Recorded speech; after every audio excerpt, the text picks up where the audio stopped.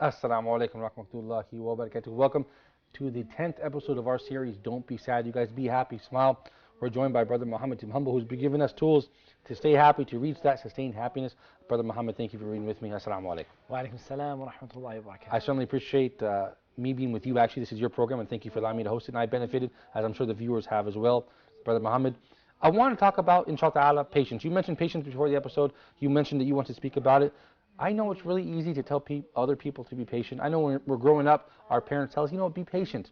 And sometimes you can't find it. You don't have the patience. You want results now. Especially these days, social media, Facebook, internet, smartphones, iPads. You want results now. It's hard to be patient. So how can we develop this characteristic, and why should we develop this characteristic? I think the most important thing to begin with is to recognize the virtue of patience.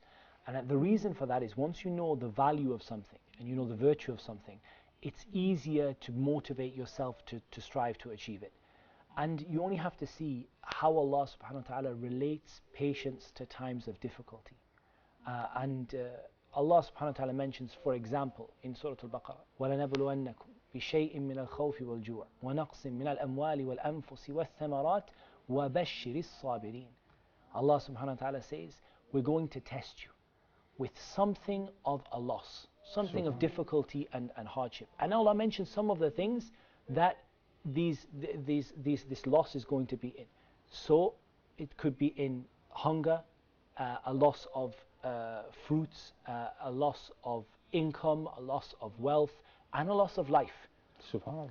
And in all of those things, Allah subhanahu wa ta'ala says, وَبَشِّرِ الصَّابِرِينَ, and give glad tidings to those people who are patient. It's an amazing ayah. Amazing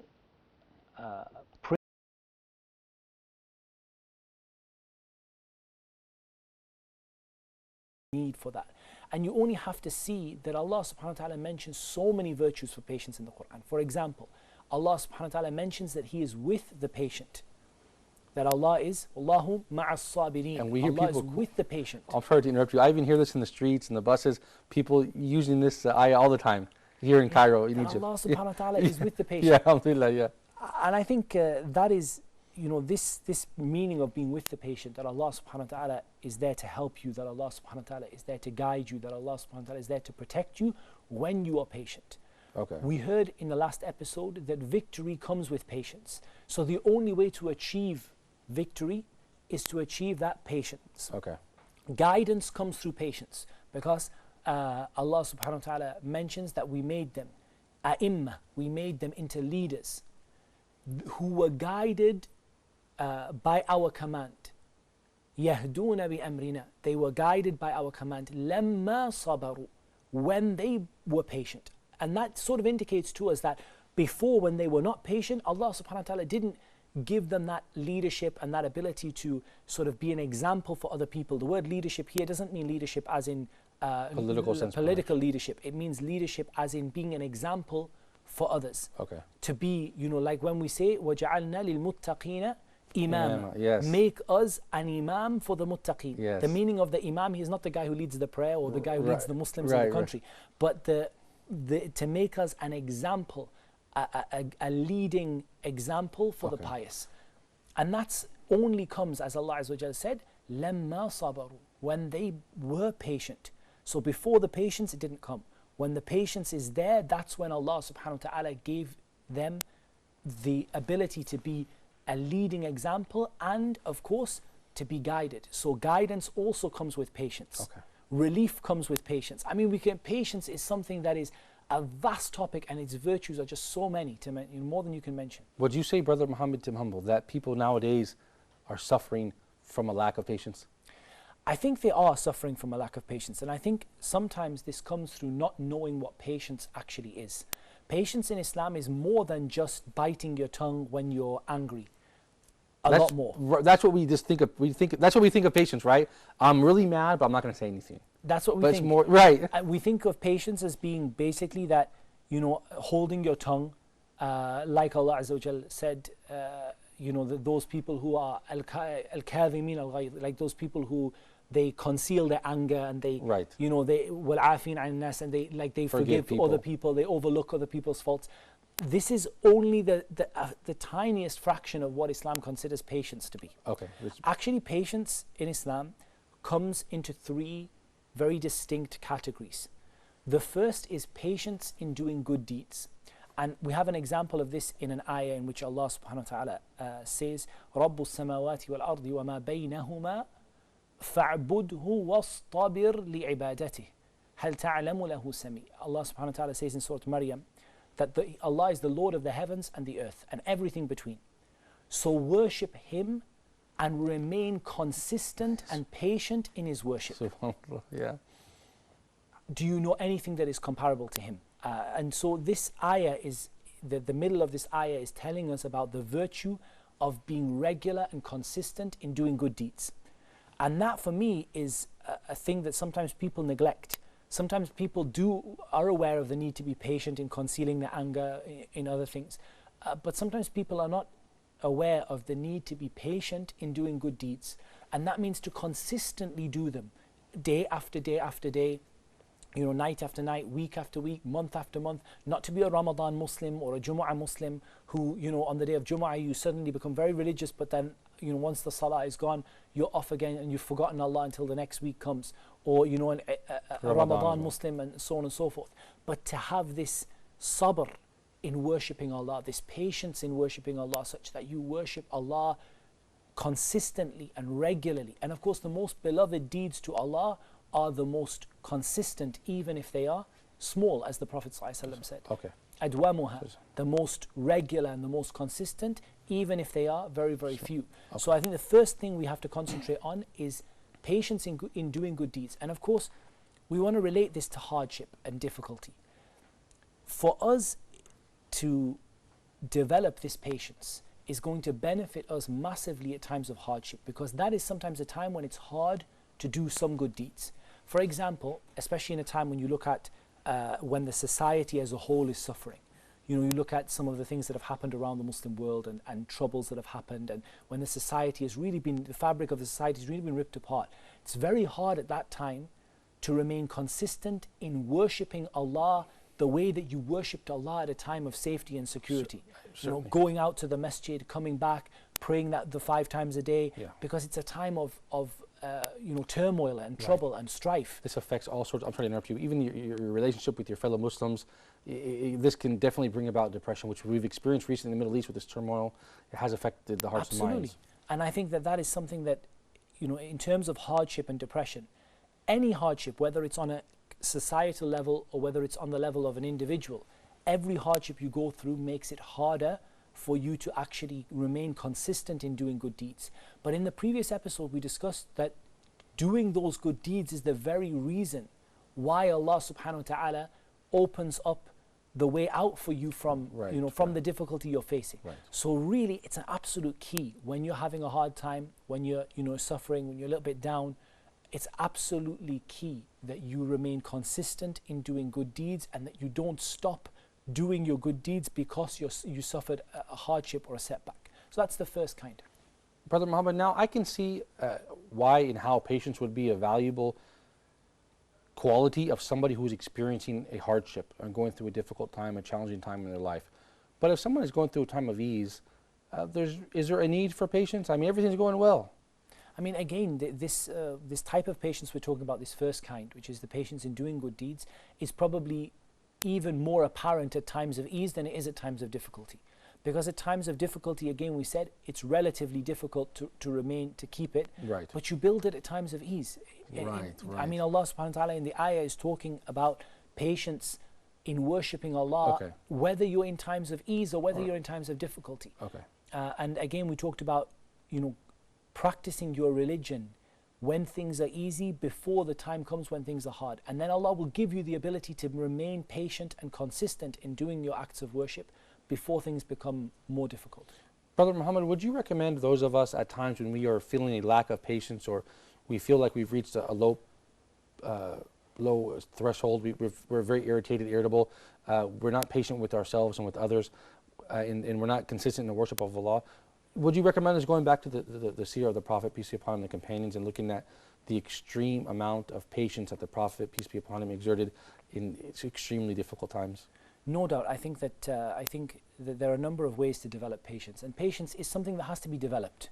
You know, you have to work on it. It's like, you know, when you go to the gym, you're lifting weights and exercise. You begin relatively intolerant and you know, quite, you know, not able, quite weak, and you build strength. Right. There's no stamina at first. Patience is something you have to build over time.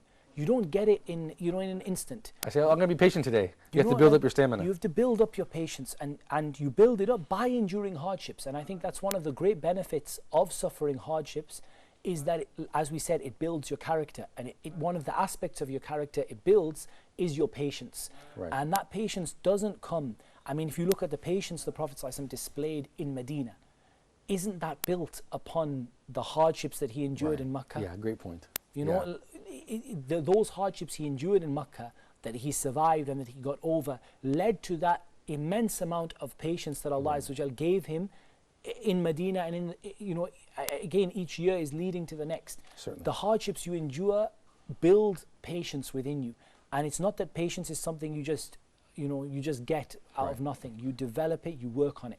So we talked about, you know, that type, that first type, but we also have to talk about the other two types of patience as well. Okay, perhaps after the break, we don't have a minute left, but really quickly, Brother Muhammad, we have an expression we say a lot in the States, you know, oh, this separates the men from the boys, or for lack of a better expression. But indeed, patience builds character. It can make you a man or a woman for that matter. It brings about, I guess we can say, maturity. Absolutely. Patience is a sign of maturity. It's a sign of wisdom. It's a sign of knowledge. Rushing into things, making rash decisions, being, you know, sort of unreliable, going from one thing to the next is a sign of immaturity, and it's a sign of a lack of wisdom. So I think it's a hugely important part of a person's character. Great point, Brother Muhammad. We're going to take a short break. We'll get right back to this after the break. You guys stay tuned for more Brother Muhammad.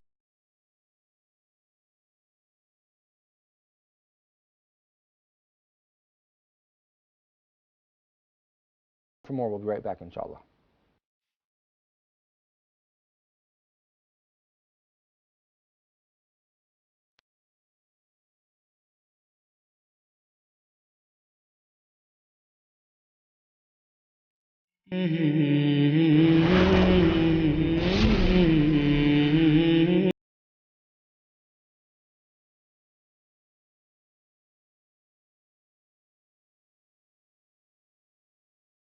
For more, we'll be right back, inshallah.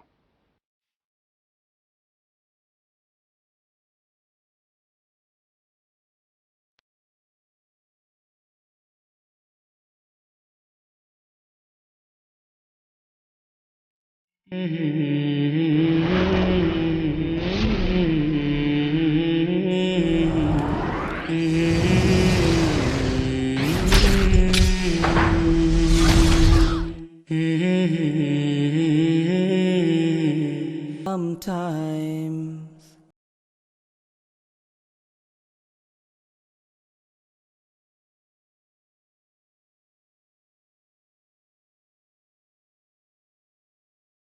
Rahmatullahi wa barakatuh. Welcome back to Don't Be Sad. You guys smile. We're with Brother Muhammad Tim Humble, who's speaking about patience. Brother Muhammad, in the first segment you spoke at length about patience. However, you did mention there's more than one type of patience, and that patience in Islam is more comprehensive than simply not speaking, for example, when angry. Can you please elaborate on that? Okay, so we've talked about the first type of patience, which is patience in doing good deeds, and how that relates to times of ease and times of difficulty. The second kind of patience is the opposite. Patience in avoiding sin. And again, this has an element that relates to times of ease and an element that relates to times of difficulty. In times of difficulty and times of ease, the kinds of sin you might be tempted to do are probably different. For example, theft is probably more common in a time of poverty. Yeah, right? I got you, yeah. Sure. You know, things like perhaps things like you know, other sins that people might fall into are more common at times of ease. Certainly. So I think that this idea is the second type of patience is all about being patient in avoiding sin, because there are various sort of motivations or various sort of things that attract you to disobey Allah. One is your own self, of course, your own nafs. Inna nafsa ammaratun bis-su'. The soul is constantly inclined towards evil, as Allah Azza wa Jal tells us in Surah Yusuf. And of course, there is the shaitan, who is only going to add to the desires. In times of ease, there can be other temptations.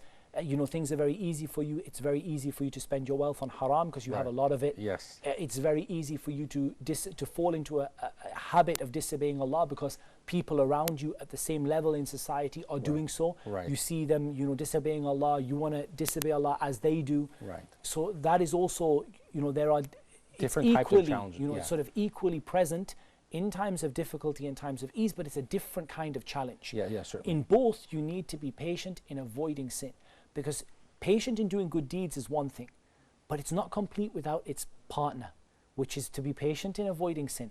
Right. So that's going to give you that sort of balance, whereby you're not just doing lots of good deeds and disobeying Allah. Of course not. Nor are you avoiding disobeying Allah, but not really doing anything to increase your status and increase your iman in terms of your good deeds. You're balancing the two.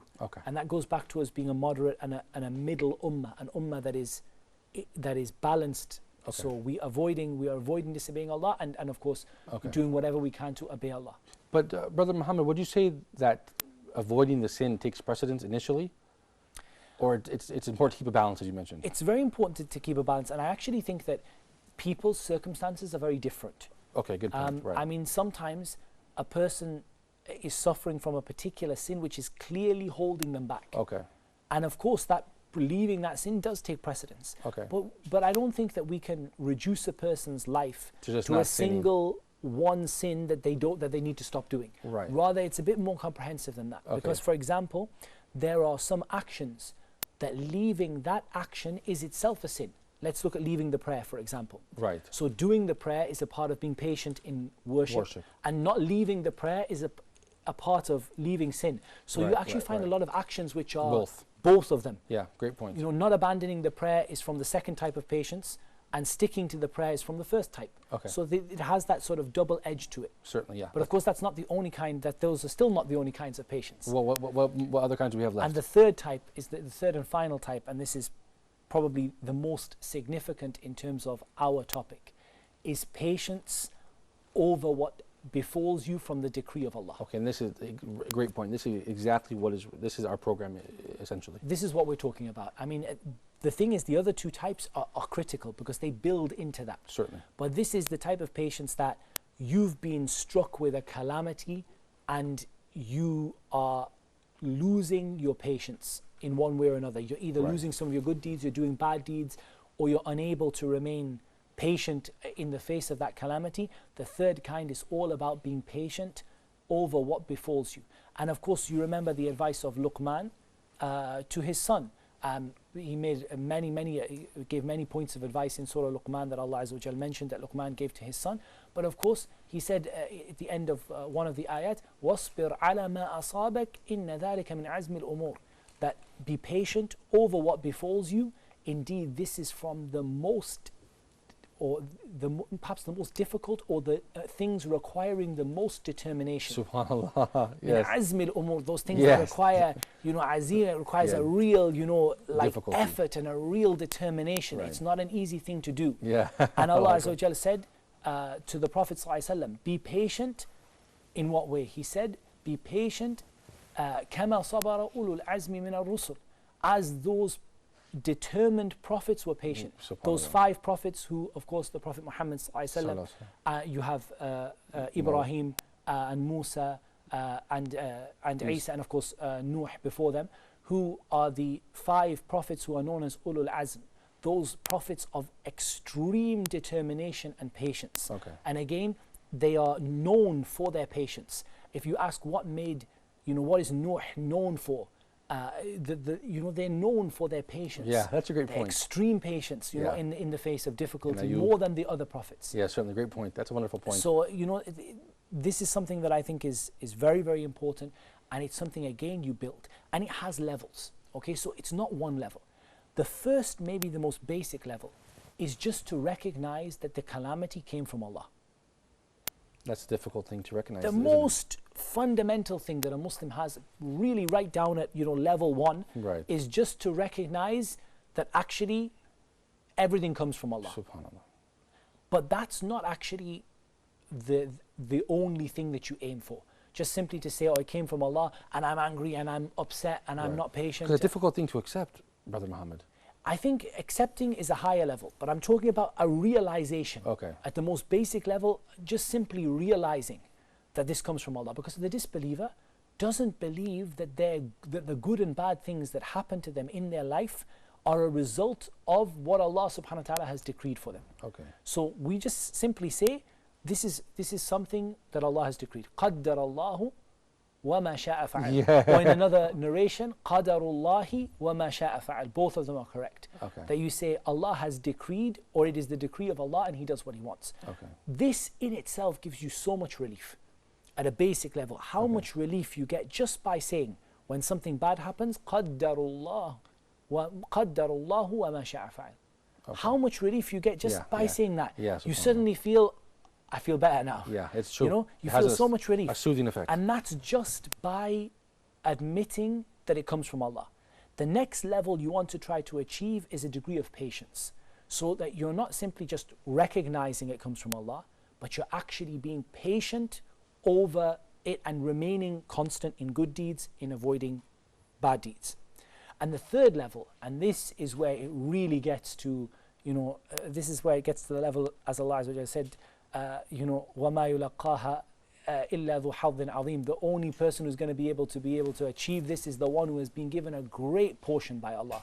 And that is contentment with the qadr of Allah. Okay. So we're not talking about recognizing it's from Allah. We're not talking about just simply being patient while finding it, hard to bear. We're talking about enjoying the hardships, or if not enjoying, finding contentment in the hardships. Why? Because you recognize that Allah is more merciful to you than even your mother would be merciful to you. Allah is more merciful than the most merciful that you can imagine. Allah subhanahu wa ta'ala is more merciful than that. And He will not decree something for you that is bad for you. Everything is an opportunity, so you see it as a means of contentment. And if you see how the companions were, we mentioned in the Battle of the Ahzab, those people who, when the people said to them, that everyone's gathered against you, فَخْشَوْهُمْ, fear them, be scared of them. It increased them in Iman. It increased them in Iman, and they said, Hasbunallah wa ni'mal wakeel. Right. These little words you say, They're soothing. Hasbunallah wa ni'mal wakeel, they bring you so much relief. Right. These people increased in Iman, and they became content with what Allah Azza wa Jal and His Messenger Sallallahu Alaihi Wasallam had promised them. And when their hardship would befall them, they would say, this is what Allah and His Messenger promised us. And they would become content with it. And that really is a very hard thing to achieve. Because for you to go through, let's say, a calamity, a car crash, lose your job, and then to say, with true contentment, Alhamdulillah, I'm completely happy with what Allah has decreed for me, that's something that requires a lot of effort. Right, it's definitely a tall order. I think it's important to remember, Brother Muhammad, in the Western world where we come from, and perhaps in other countries as well, when a calamity strikes, some people, this drives them to a point of truly, it drives them towards mental illness, because they simply can't accept what happened to them. Perhaps they lost a loved one, or something fundamentally changed in a negative way in their life as they perceive it to be, and maybe they end up in a home, I'm not sure what quite the word is, but this drives them towards mental illness, because they simply could not accept that this happened to them.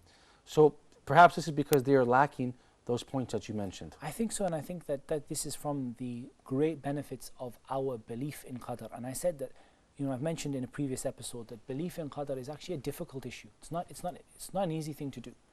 It's quite hard, and it's quite hard to understand. Certainly. And yet, despite all of that, you find that there is a benefit in it, a huge benefit. And one of them is that it saves you from so much distress and worry. To recognize that it comes from Allah, and to actually learn not only just to recognize it, not only to be patient, but to start to strive yourself to be content. And you can train yourself to it. It's not such a tall order, you can't achieve it. Allah doesn't burden a soul with more than he can bear. Thank you. That's a wonderful way to I'm sorry we're out of time. That's a wonderful way to end it, Brother Muhammad, because indeed it seems like a tall order. Like, look, I'm not that great. I'm not practicing as well as the other guy. This guy has more knowledge than me. He's a better believer than me. I can't reach this tall order. But what you're saying is that Allah doesn't burden a person with more than they can bear. You can do it. You have to train yourself, and it's levels. You have to begin with knowledge. You have to start acting on it.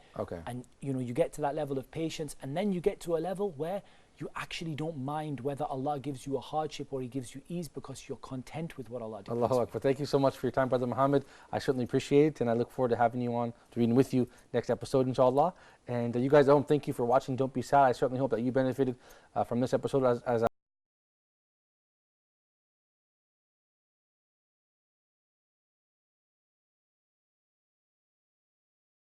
Assalamu alaikum wa rahmatullahi wa barakatuh.